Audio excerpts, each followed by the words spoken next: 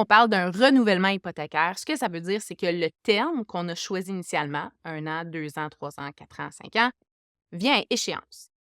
Notre terme, ce que ça détermine, c'est pendant combien de temps est-ce que je vais avoir le taux que j'ai choisi. À l'échéance de ce terme-là, là, on va parler d'un renouvellement hypothécaire, ce qui veut dire qu'on ne perd pas l'emprunt qu'on a, on n'est pas à risque de perdre le financement qu'on a déjà, mais on doit renégocier notre taux. Ultimement, le but d'un renouvellement hypothécaire, c'est l'opportunité de renouveler nos conditions, changer le taux et peut-être ajuster la stratégie hypothécaire en fonction des projets de vie qui ont peut-être évolué à travers le temps. Le concept du paiement anticipé, que ça soit un paiement augmenté mensuellement ou un paiement qu'on peut faire une fois par année, c'est que l'institution financière va nous autoriser, souvent ça va être entre 5 et 20 une fois par année, de mettre un montant directement pour rembourser le capital. Donc, si, exemple, j'ai l'opportunité de mettre un 20 000, je prendrais 20 000. C'est 20 000 vraiment de mon capital initial qui est remboursé. Il n'y a aucune somme de ça qui va aller vers de l'intérêt. L'objectif de faire un paiement anticipé, ça va être justement de diminuer le coût d'emprunt à long terme sur notre hypothèque. Si on rembourse 20 000 plus rapidement, bien, on ne paye pas l'intérêt sur ce 20 000-là. Donc, on va aller sauver au niveau de l'intérêt. Normalement, les limites vont ressembler à un double paiement mensuel, donc jusqu'au double de ce qu'on met, et ou un remboursement anticipé une fois par année entre 5 et 20 selon l'institution financière.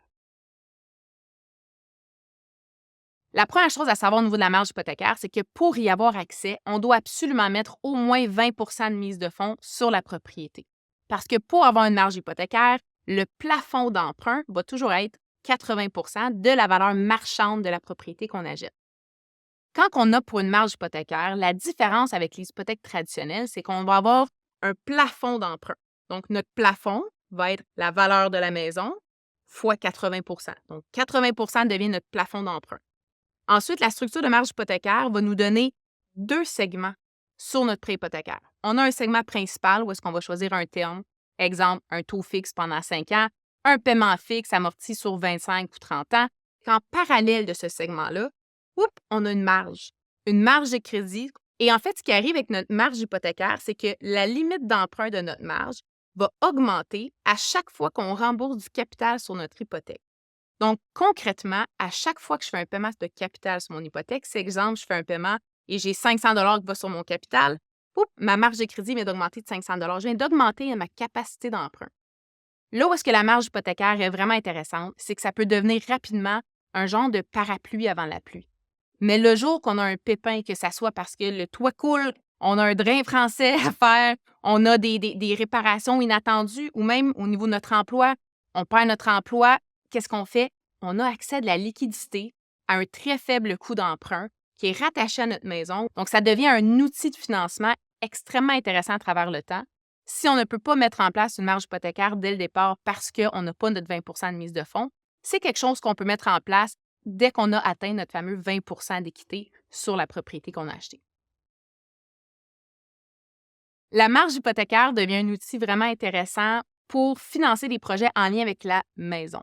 Là où est-ce qu'il faut faire attention, c'est que quand on travaille avec un produit de marge, que ce soit personnel ou hypothécaire, on veut éviter de financer des projets qui ne redonnent pas de valeur à notre investissement. C'est sûr que si on emprunte des sommes sur la marge et on s'en va en voyage avec, on n'a pas ajouté de valeur du tout à notre investissement.